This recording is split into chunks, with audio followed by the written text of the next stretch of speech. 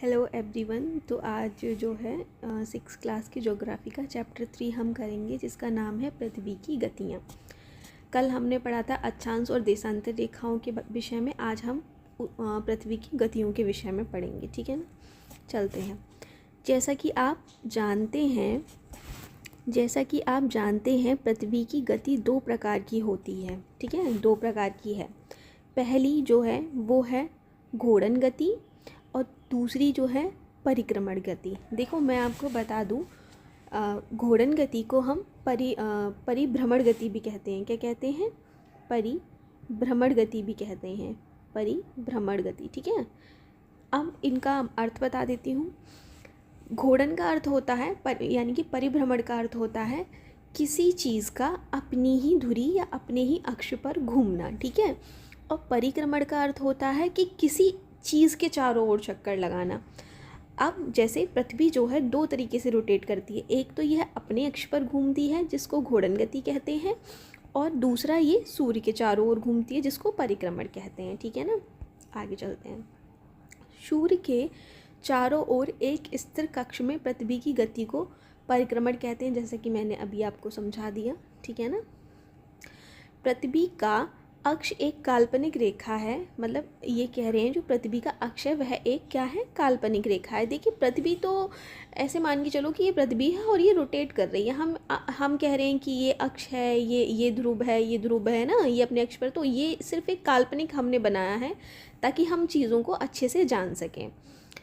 जो इसके कक्षीय सतह से 66.5 का कोण बनाती है। देखिए ये कह रहे हैं पृथ्वी का अक्ष एक काल्पनिक रेखा है जो इसके कक्षीय सतह से 66.5 डिग्री का कोण बनाती है। देखिए जो पृथ्वी रोटेट करती है ना, ऐसे मान के चलो जो उससे जो कक्षा निर्धारण हो रही है वो हमारी कितने की है? 66.5 डिग्री, ठीक है। वह समतल जो कक्ष के द्वारा बनाया जाता है उसे कक्षीय समतल कहते हैं। देखो मैं आपको यहाँ पे बता देती हूँ, थोड़ा सा ये अंडरलाइन करेंगे। जैसे मान लो ये अर्थ है, ठीक है, ये सन है और ये वाला ये हमारा सन हो गया। अगर इसके चारों ओर पृथ्वी कुछ इस तरीके से राउंड ले रही है तो ये हमारा जो एरिया है वो कक्ष है, ठीक है, और ये उसका क्या हो गया? समतल। पृथ्वी सूर्य से प्रकाश प्राप्त करती है। पृथ्वी क्या करती है? सूर्य से प्रकाश प्राप्त करती है। पृथ्वी का आकार गोले के समान है। वैसे तो भूआब है, हमने फर्स्ट चैप्टर में पढ़ा था, इसका जो आकार है वो भूआब है। इसीलिए एक समय में सिर्फ इसके आधे भाग पर ही सूर्य की रोशनी प्राप्त होती है। देखिए मैं आपको एक चीज़ बता दूं यहाँ पे। जैसे मान लीजिए ये हमारा सन है, ठीक है। अब ये पृथ्वी क्या करेगी? अपने अक्ष पर भी घूमेगी कुछ ऐसे, ठीक है। ये अपने अक्ष पर भी घूम रही है और ये इसके चारों ओर भी घूम रही है। तो क्या करती है, जब इसका जो हिस्सा इसके सामने होता है ना, सूर्य के सामने आता है, जो वाला जो पृथ्वी का हिस्सा होता है जो सूर्य के सामने आता है, सिर्फ उसी पे ही क्या पड़ता है? सूर्य का प्रकाश पड़ता है। बाकी आधे हिस्से में सूर्य का प्रकाश नहीं पड़ता है। इसीलिए एक समय में सिर्फ इसके आधे भाग को ही सूर्य की रोशनी प्राप्त होती है, ठीक है ना। सूर्य की ओर वाले भाग में दिन होता है, जबकि दूसरा भाग जो सूर्य से दूर होता है वहाँ रात होती है, ठीक है। समझ में आ गया? सीधा सा अर्थ ये है कि जिस हिस्से पर पृथ्वी के सूर्य की किरणें पड़ रही हैं वहाँ पर दिन होगा, और जिस हिस्से में नहीं पड़ रही हैं वहाँ पे रात होगी। तो हम इससे कह सकते हैं कि जो पृथ्वी है उसकी परिक्रमण और परिभ्रमण की गति के कारण ही दिन रात होते हैं, ठीक है। जब वो रोटेट करती है और जो हिस्सा उसके सामने आ जाता है वहाँ दिन, जो हिस्सा पृथ्वी का सूर्य के सामने पड़ता है उसमें दिन हो जाता है, और जो उससे दूर यानी कि पीछे पड़ता है उसमें रात हो जाती है। ग्लोब पर वह वृत्त जो दिन तथा रात को विभाजित करता है उसे प्रदीप्त वृत्त कहते हैं, ठीक है ना। यह वृत्त अक्ष के साथ नहीं मिलता है, जैसा कि आप चित्र 3.2 में देख सकते हैं। पृथ्वी अपने अक्ष पर एक चक्कर पूरा करने में लगभग 24 घंटे का समय लेती है। घूर्णन के समय काल को पृथ्वी दिन कहा जाता है। यह पृथ्वी की दैनिक गति। देखिए पृथ्वी अपने अक्ष पर 24 घंटे में घूमती है जिसकी वजह से दिन रात होते हैं, और ये आप आगे जाके पढ़ेंगे तो 365 डे में ये क्या करती है? सूर्य का चक्कर लगाती है। मतलब घूर्णन टाइम इसका अलग है और परिक्रमण टाइम इसका अलग है। मतलब परिभ्रमण टाइम अलग है, परिक्रमण टाइम अलग है, ठीक है। तो अपने अक्ष पर ये कितने में अपना एक राउंड ले रही है, तो ये ले रही है 24 घंटे में एक चक्कर ये लगा ले रही है अपने ही अक्ष पर, ठीक है। और ये कह रहे हैं चित्र 3.2 में हम अभी आगे देखते हैं कि क्या कहा गया है। देखिए 3.1 में और 3.2 में ये क्या बताने की कोशिश कर रहे हैं, यहाँ पे समझ लेते हैं थोड़ा सा। देखो जैसे कि इन्होंने कहा है ये वाला एरिया ना, जैसे अब मानो पृथ्वी ये वाली है ना, ये अर्थ है, ठीक है। अब ये तो हमारी मध्य देशांतर है। अब ये कह रहे हैं कि पृथ्वी जब राउंड लेगी तो कुछ इस तरीके से ये गैप बनेगा, ठीक है, ये वाला ये, ठीक है। तो ये हमारा जो है वो प्रदीप्त वृत्त होगा, ठीक है, क्योंकि ये वाली लाइन जो है कभी इससे मिलेगी नहीं, कभी ये ऐसी होगी तो कभी ये ऐसी होगी, ठीक है। ये इससे ना मिलेगी नहीं, देशांतर वाले जो लाइन है हमारी उससे ये मिलेगी नहीं, कि इस तरीके का कुछ वृत्त बनाएगी जिसको हम प्रदीपी वृत्त कहते हैं, ठीक है। और ये अपनी दूरी पर कितने टाइम में ये एक चक्कर ले रही है, तो ये ले रही है 24 घंटे में, ठीक है। कितने में ले रही है? 24 घंटे में। और अगर मैं बात करूं कि सन के चारों ओर चक्कर कितने टाइम में लगाती है, तो ये लगाती है 365 में एनसीईआरटी के अकॉर्डिंग। लेकिन आप आगे कुछ पढ़ेंगे तो इसमें तो एक कुछ घंटे और ऐड होते हैं, वो हम बाद में डिस्कस करेंगे जब हम दूसरी बुक्स का कवर करेंगे हिंदी तब। घूर्णन के समय काल को पृथ्वी दिन कहा जाता है। यह पृथ्वी की दैनिक गति है। देखो दैनिक गति पृथ्वी की कौन सी है? जब वो घूर्णन के समय काल के पृथ्वी दिन कहा जाता है। मतलब ये कह रहे हैं कि एक जो 24 घंटे में अर्थ जो है राउंड ले रही है, चक्कर लगा रही है अपनी अक्ष का या अपनी धुरी पर, उसी को हम क्या कह देते हैं? दैनिक गति कह देते हैं। मतलब दैनिक गति इन्होंने क्यों कहा है? क्योंकि ये 24 घंटे में क्या है, एक चक्कर लगा रही है अपनी धुरी पर, ठीक है ना। और इस वाला चार्ट 3.5 वाला चार्ट हम देख लेते हैं। पृथ्वी के अक्ष का झुकाव तथा कक्षीय समतल। तो यहाँ पे देखो आपको समझ में आ जाएगा। देखो ये जो है, ठीक है, ये अभी भी हमारी देशांतर है, इस पे ये वाली देशांतर होगी। लेकिन ये जो है ये वाली, ठीक है, ये वाली ये हमारी प्रदीपी वृत्त हो जाएगी। और ये जो कोण बनाएगी ना ये वाला, ये 66.5 डिग्री होगा, ठीक है। और जो प्रदीपी वृत्त के बीच का जो कोण होगा वो हमारा 23.5 डिग्री है यहाँ पे। और ये जो है हमारी कर्क रेखा, जैसे हमने बताया था आपको, उत्तरी अक्षांश है ये, और कितनी है? 23.5 डिग्री। ऐसे ही नीचे है मकर रेखा, ये भी 23.5 डिग्री देशांतर 23.5 डिग्री अक्षांश दक्षिण है ये, ठीक है, दक्षिणी ध्रुव पर है ये, और ये उत्तरी ध्रुव पर है। तो कल तो हम चैप्टर में पढ़ चुके थे। अगर पृथ्वी घूर्णन नहीं करे तो क्या होगा? सूर्य की तरफ वाले पृथ्वी के भाग में हमेशा दिन होगा, जिसके कारण उस भाग में गर्मी लगातार बढ़ेगी, दूसरे भाग में हमेशा अंधेरा रहेगा एवं पूरे समय ठंड पड़ेगी। इस तरह की अवस्था में जीवन संभव नहीं हो पाएगा। देखिए ये कह रहे हैं कि जैसे मान लो ये सन है, ठीक है, अब मान लो ये हमारी अर्थ है।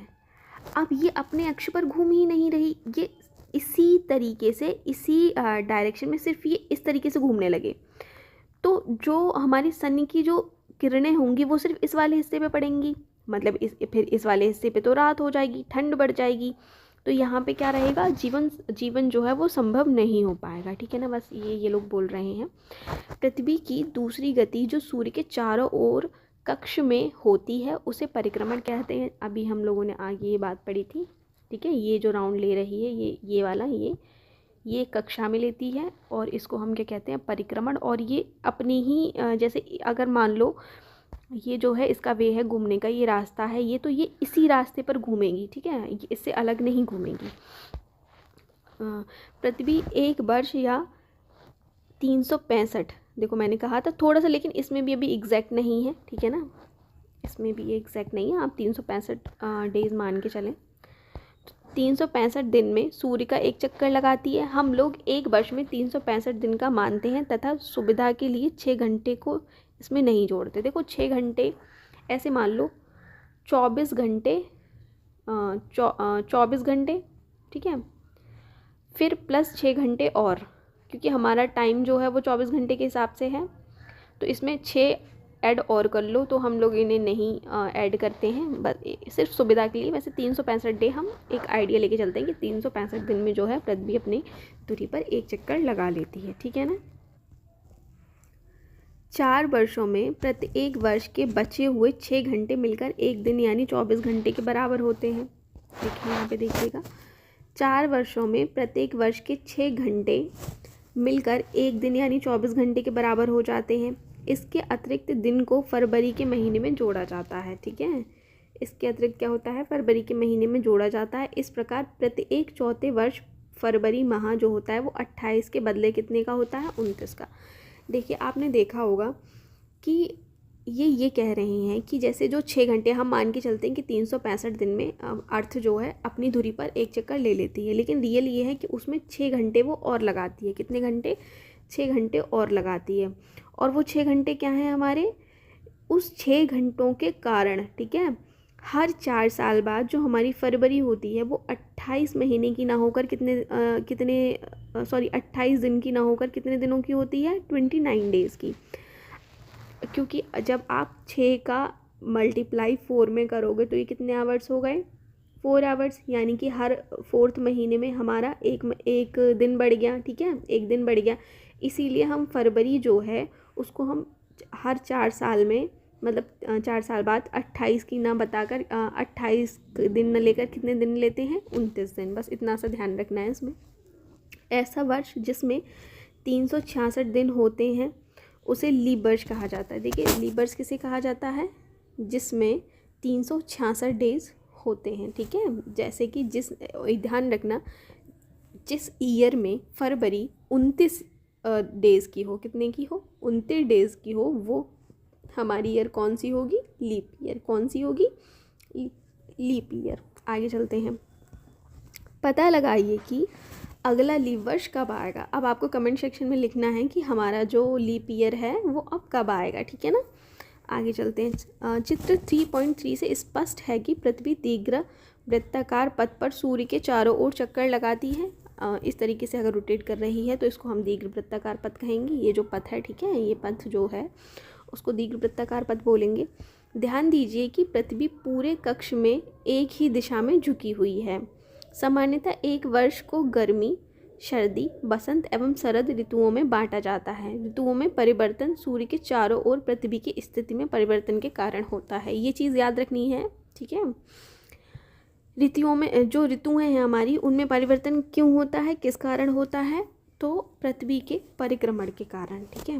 किसके कारण, पृथ्वी के परिक्रमण के कारण। आगे चलते हैं हम,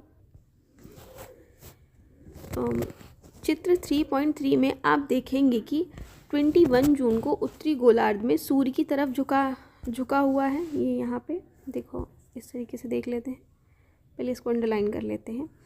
21 जून को उत्तरी गोलार्ध में सूर्य की तरफ झुका हुआ है।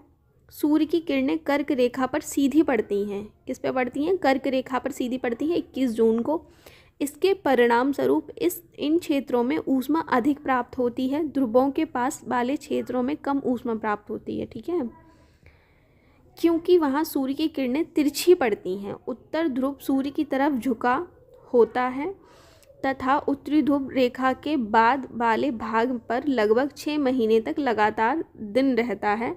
चूँकि उत्तरी गोलार्ध के बहुत बड़े भाग में सूर्य की रोशनी प्राप्त होती है, इसीलिए विषुवत वृत्त के उत्तरी भाग में गर्मी का मौसम होता है। 21 जून को इन क्षेत्रों में सबसे लंबा दिन तथा सबसे छोटी रात होती है। पृथ्वी की इस अवस्था को उत्तर अयनांत कहते हैं, ठीक है। क्या कहते हैं, उत्तरी अयनांत कहते हैं। देखिए हम इसको जो है इस चार्ट के माध्यम से समझने की कोशिश करते हैं।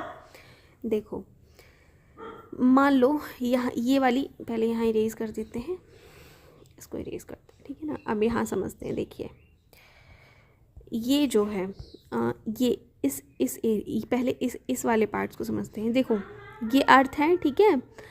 अब अर्थ का ये वाला हिस्सा कौन सा है, सूर्य की किरणें देखो सीधी सिर्फ इतने भाग पे पड़ेंगी। इसका अर्थ क्या होगा कि इस वाले हिस्से पे दिन है, इस वाले हिस्से पे क्या है, रात है, ठीक है। अब इसी से समझने की कोशिश करते हैं। यहाँ पे सूर्य की किरणें क्या है, नहीं पड़ रही हैं, ठीक है। तो यहाँ पे दक्षिणी गोलार्ध में कौन सी ऋतु होगी? शीत ऋतु होगी। ऊपर की ओर हम देखेंगे तो यहाँ पे सूर्य की किरणें क्या है? पड़ रही हैं, तो यहाँ पे हमारी क्या है? ग्रीष्म ऋतु होगी उत्तरी गोलार्ध में। और जिस हिस्से पे धूप मतलब रोशनी आ ही नहीं रही है, पहुँच ही नहीं पा रही है, तो इस वाले हिस्से पे क्या होगा हमारा? उत्तर ऐनांत। 21 जून को, किसको? 21 जून को। एक बार फिर से देख लीजिएगा ज़रा, आप ध्यान से देखेंगे तो आप पाएंगे कि ये इतना, देखिए ये यहाँ से इतना, ठीक है। देखो इस वाले एरिया में भी छाया है जिसके कारण शीत ऋतु है। इस वाले में आपको थोड़ा ब्लू ब्लू दिख रहा होगा, रोशनी है, इसका मतलब यहाँ पे ग्रीष्म ऋतु है। और ये पूरे में अंधेरे की वजह से यहाँ पे क्या है? 21 जून को उत्तरी ऐनांत है, मतलब यहाँ पे क्या है? रोशनी पड़ ही नहीं रही है और 6 महीने तक पड़ेगी भी नहीं, जिसकी वजह से हम इसको उत्तरी ऐनांत बोलते हैं 21 जून को। ये चीज़ आपको याद रखनी है। आगे चलते हैं। अब इस वाले हिस्से को ध्यान से देखिए। इसमें क्या है? सूर्य की किरणें कुछ इस तरीके से पड़ रही हैं, ठीक है। तो अब यहाँ पे इस वाले एरिया में शरद होगा, ठीक है, शरद ऋतु होगी। और ऊपर वाले इसमें बसंत ऋतु होगी, ठीक है, उत्तरी ध्रुव वाले एरिया में। और यहाँ पे भी रोशनी रहेगी क्योंकि सूर्य की किरणें कुछ इस तरीके से हो गई, ठीक है। ऐसे ही ठीक नीचे जब हम जाएंगे, यहाँ पे नीचे की ओर देखेंगे, वहाँ पे हम देखेंगे 23 सितंबर को, ठीक है, बसंत ऋतु का है। यहाँ पूरे में इस तरीके से दिख रहा होगा आपको, पूरे में ही। उसके बाद जब आप बिल्कुल इस साइड आ जाओगे इसके, ठीक है, तो यहाँ भी पड़ेगा। तो यहाँ पर ठीक जैसे हमारा 21 जून को हुआ था, वैसे ही यहाँ पे कब होगा? 22 दिसंबर को, ठीक है। दक्षिणी गोलार्ध में हमारी ग्रीष्म ऋतु हो जाएगी, उत्तरी गोलार्ध में शीत ऋतु हो जाएगी, और दक्षिणी ऐनांत होगा यहाँ पे। मतलब तब इधर साइड जब हमने देखा था तो ये वाला हिस्सा इधर था और ये वाला हिस्सा इधर है, ठीक है। मतलब इस वाले में ये वाला हिस्सा इधर है और ये वाला हिस्सा इधर है, मतलब इसका ठीक अपोजिट कब हो गया? 22 दिसंबर को, ठीक है ना। समझ में आई बात? अब आगे चलते हैं। आगे ये कह रहे हैं, इन्होंने थ्योरेटिकली समझाया, मैं पढ़ देती हूँ जो अभी हम लोगों ने वहाँ पे समझा। 22 दिसंबर को दक्षिणी ध्रुव के सूर्य की ओर झुके हुए होने के कारण मकर रेखा पर सूर्य की किरणें सीधी पड़ती हैं। क्योंकि सूर्य की किरणें मकर रेखा पर लंबवत पड़ती हैं, इसलिए दक्षिणी गोलार्ध के बहुत बड़े भाग में प्रकाश होता है। इसीलिए दक्षिणी गोलार्ध में लंबे दिन तथा छोटी रातों वाली ग्रीष्म ऋतु होती है। इसके ठीक विपरीत स्थिति उत्तरी गोलार्ध में होती है। पृथ्वी की इस अवस्था को दक्षिणी ऐनांत कहते हैं, जैसे कि भी हमने वहाँ पे पढ़ा था, ठीक है, समझा था। कहा जाता है, क्या आप जानते हैं कि ऑस्ट्रेलिया में ग्रीष्म ऋतु में क्रिसमस का पर्व मनाया जाता है? ऑस्ट्रेलिया में ग्रीष्म ऋतु में क्या मनाया जाता है? क्रिसमस। 21 मार्च एवं 23 सितंबर को सूर्य की किरणें विषुवत वृत्त पर सीधी पड़ती हैं। कब पड़ती हैं? 21 मार्च और 23 सितंबर को सीधी पड़ती हैं विषुवत वृत्त पे। ये चीज़ याद रखना, नोट कर लेना, क्योंकि एग्ज़ाम में कभी ये पूछा जाता है। अवस्था में कोई भी ध्रुव सूर्य की ओर नहीं झुका होता, इसलिए पूरी पृथ्वी रात एवं दिन बराबर होते हैं, इसीलिए इसे विषुव कहा जाता है। क्या कहा जाता है? इसे विषुव कहा जाता है। आगे चलते हैं। 23 सितंबर को उत्तरी गोलार्ध में शरद ऋतु होती है, जबकि दक्षिणी गोलार्ध में बसंत ऋतु होती है। 21 मार्च को स्थिति इसके विपरीत होती है, जैसे कि हमने देखा था जब हम इस साइड देख रहे थे, तब वो वाला एरिया इधर था, ठीक है ना। यहाँ पे आप देखोगे, देखिए कुछ इस तरीके से, ये वाला यहाँ पे, ये वाला एरिया अभी इस रोशनी में है। अब ये वाला एरिया 22 दिसंबर को कौन सी साइड हो जाएगा? छाया की साइड हो जाएगा, ठीक है। ऐसी ठीक अपोजिट उत्तरी और दक्षिणी गोलार्ध के साथ भी होगा। आगे चलते हैं। ये कह रहे हैं कि 23 दिसंबर को उत्तरी गोलार्ध में शरद ऋतु होती है, जबकि दक्षिणी गोलार्ध में बसंत ऋतु होती है। 21 मार्च को स्थिति इसके विपरीत होती है, जब उत्तरी गोलार्ध में बसंत ऋतु तथा दक्षिणी गोलार्ध में शरद ऋतु होती है। इस प्रकार स्पष्ट है कि पृथ्वी के घूर्णन एवं परिक्रमण के कारण दिन रात तथा ऋतुओं में परिवर्तन होता है। देखिए यहाँ पे निष्कर्ष ये निकल कर आया हमारा कि जो ऋतु परिवर्तन है और दिन रात है वो किसके कारण हो रहे हैं? पृथ्वी के परिक्रमण और परिभ्रमण के कारण। किसके कारण हो रहे हैं? परिक्रमण और परिभ्रमण के कारण, ठीक है ना। तो यहाँ पे गाइज आपको ये चैप्टर समझ में आया होगा, आई होप। अगर आपकी कोई क्वेरी है तो प्लीज़ आप कमेंट सेक्शन में कमेंट करिएगा, और बाकी जो नीचे MCQs इस चैप्टर के दे रखे हैं ना, ये वाले, इनके जो हैं आंसर आप कमेंट सेक्शन में करिएगा, ठीक है ना। Thanks for watching this video guys, thank you so much.